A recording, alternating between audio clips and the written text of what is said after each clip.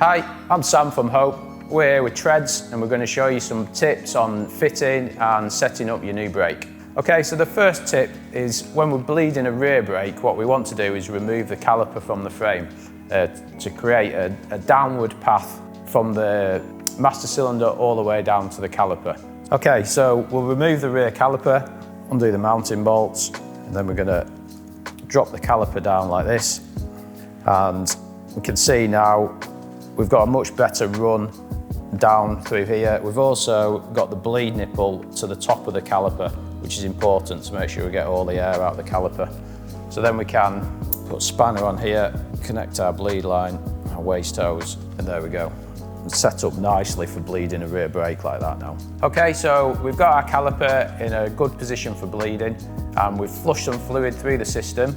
So our next tip, if you like, is making sure we flush all the fluid out of the caliper. And this involves pushing the pistons out in the caliper, pumping them out, and then pushing them back into the housing and sending the fluid and any air that might be in there back out the system. The first thing to note is that in here we've put one of our 3D printed bleed blocks in the caliper.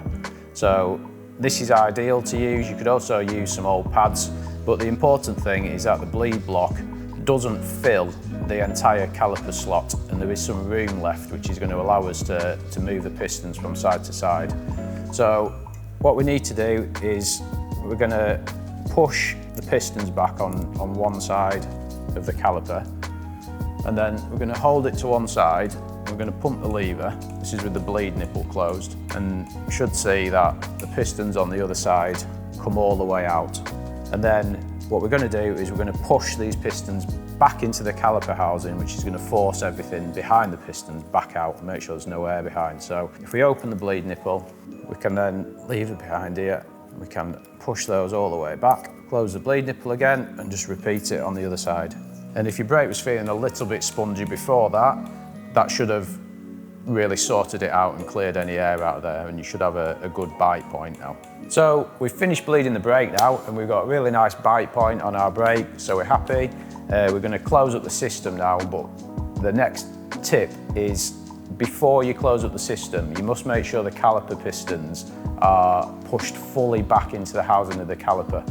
If you don't do this step, then your brake will be overfilled with oil, and that will lead you to issues like a wandering bite point. It's dead easy. All we do is leave it behind the pistons, push them right back into the housing before we close up the bleed port at the top. We've finished bleeding the brake now, and we've put the wheel back in the bike, we've put the caliper back on. The next thing, which is really important and a key step, is to align the caliper to the disc. So we've removed the bleed block, obviously, to put the wheel in. We haven't got the pads in the caliper because we want to make sure that we get the caliper properly aligned to the disc rather than aligning the pads to the disc, which can cause misalignment. The caliper might be to one side, one set of pistons might be further out than the other, and it basically gives you a spongy lever feel. So we'll crack on and we'll get this aligned to here before we put the pads in. So on the caliper, there's the slot for the disc at the front and the rear of the caliper. So if we just loosen the caliper off a little bit so we can move it, we want to get the disc running exactly through the middle of that slot in the caliper at the front and the back. So you can line one side up and tighten the bolts a little bit, and that'll allow you to then align the other side and then recheck everything. And then you can start to tighten the bolts up. And if you do them one then the other and tighten each one a little bit, then the caliper won't move as you tighten them. And then once they're tight and you're happy it's really well aligned, another good thing to do is to spin the wheel and just have a look at the disc and make sure that the disc is running perfectly true. If you've got a bent disc, that's going to push your pistons back when you use the brake, and it's going to again lead to a poor brake feel. So make sure the disc is running straight down the middle of the caliper and that it's running really nice and straight and true. That's our key tips to get the most out of your Hope brakes. If you've liked the video, you like the content, please like and subscribe, and we'll see you soon.